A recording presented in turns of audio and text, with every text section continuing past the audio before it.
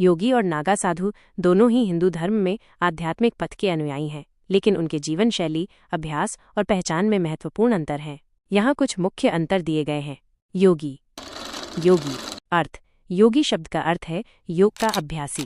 यह शब्द किसी भी ऐसे व्यक्ति के लिए इस्तेमाल किया जा सकता है जो योग के विभिन्न रूपों जैसे हठ योग, राजयोग, भक्ति योग, कर्म योग आदि का अभ्यास करता है और आध्यात्मिक उन्नति की ओर प्रयास करता है। जीवन शैली। योगियों की जीवन शैली में विविधता हो सकती है। कुछ गृहस्थ जीवन जीते हुए योग का अभ्यास करते हैं, जबकि कुछ सांसारिक मोह माया त्याग कर एकांत में या आश्रमों में रहते हैं। पहचान। योगी आमतौर पर गेरुआ वस्त्र पहनते हैं, लेकिन ये अनिवार्य नहीं है। उनकी पहचान उनके योगाभ्यास और आध्यात्मिक ज्ञान से होती है। उद्देश्य।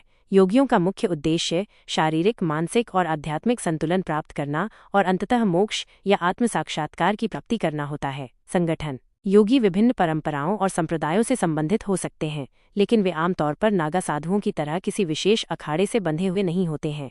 नागा साधु। नागा साधु अर्थ।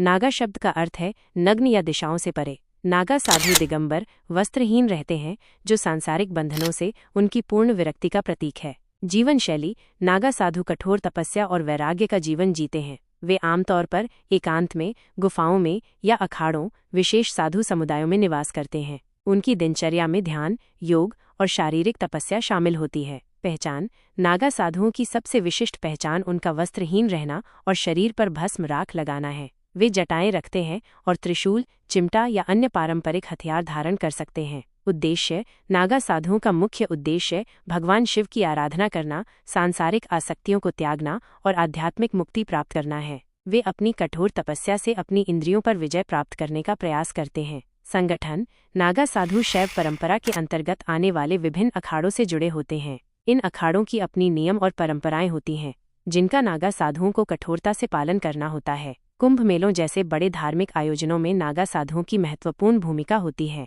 ऐतिहासिक रूप से नागा साधुओं ने हिंदू धर्म और मंदिरों की रक्षा में भी महत्वपूर्ण भूमिका निभाई है।